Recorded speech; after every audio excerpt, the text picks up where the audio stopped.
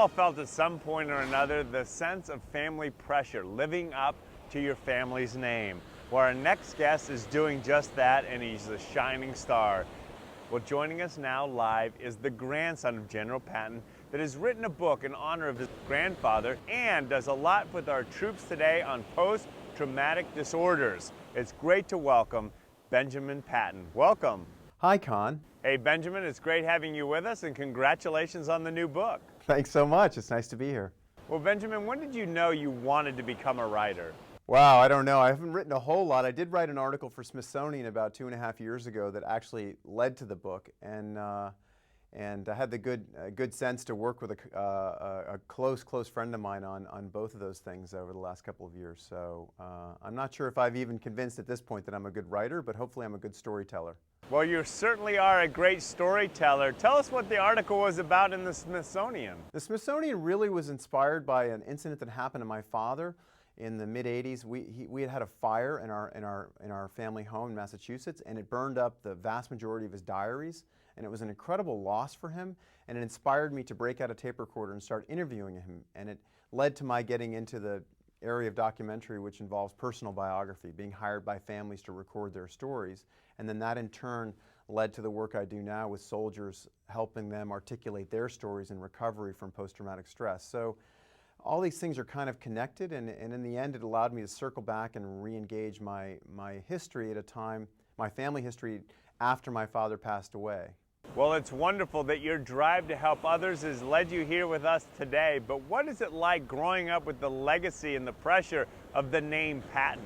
Well, you know, it has its positives and its negatives, but on balance I'd say it's been a great ride, and I think what's important now is, despite the fact that I decided not to go in the military, that I can live up to the legacy by supporting our servicemen and women in other ways, even as a civilian, which is an important thing these days, with so many of the soldiers coming from communities as National Guardsmen and reservists. Well, it's certainly great that you're continuing the legacy of helping our troops, and I know that you've interviewed your father in great length about your grandfather. What do you most admire about General Patton?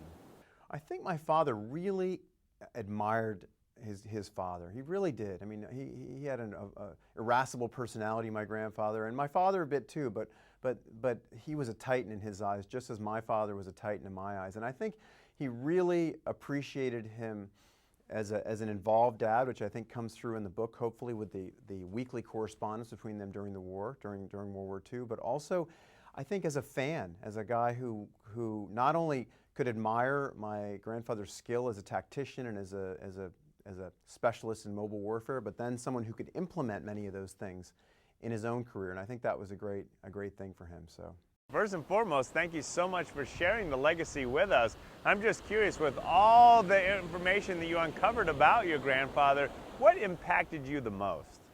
You know, most of the discoveries, I mean, it's a warts and all story, and everyone has the sides of their personalities they're not as proud of, but what was so exciting for me is I started writing the book several years after my father died. The great thing was to be able to go back and re-meet people that I knew growing up and learn about their stories and their connection with my father, whether they were my mother or another relative, or the son of Creighton Abrams, or the son of the Desert Fox, who's a great friend of my father's, and to speak with them and learn about my father through them. And in many ways, it's like any son who loses his father, no matter what the age, is that you have these conversations that you weren't ready to have. You have these conversations that you weren't ready to have when he was alive, and maybe some relationships have to continue on in death.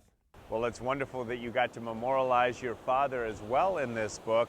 I'm just curious, what advice would you give to all of us about understanding our legacy and histories of our own families?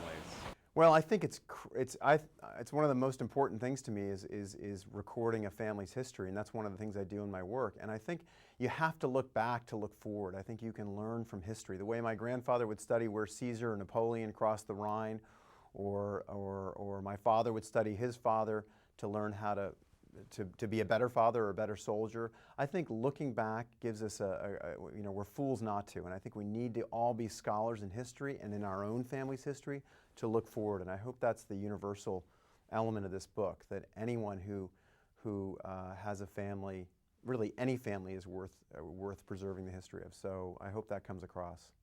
It definitely does. I'm just curious, of all the people you interviewed that knew your grandfather, are there certain qualities that they saw in him that they go, wow, you have the same ones? Yeah, or maybe not. Or they'd say, well, there's a quality you don't have. I think my mother would sometimes remind me of the qualities I didn't have when I was growing up. But I'd like to think, I think the one that's translated to me, you know, I'd like to think I have some of those leadership qualities, but the one that came, I hope I would be happiest if my father recognized from up in the sky, is the ability and the willingness to take care of your people, to take care of your team, take care of your troops. My grandfather did it. Do you have dry socks? Do you have enough food?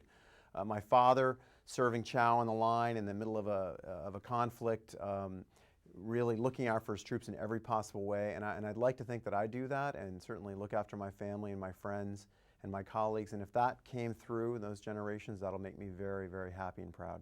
Well, we're certainly happy that you created this book on a great American hero.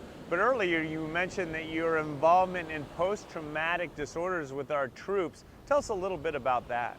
Well, I think part of the reason I came to it is because, frankly, in the generations, my father's and my grandfather's generation, post-traumatic stress was something that didn't even exist. It hadn't even been really coined.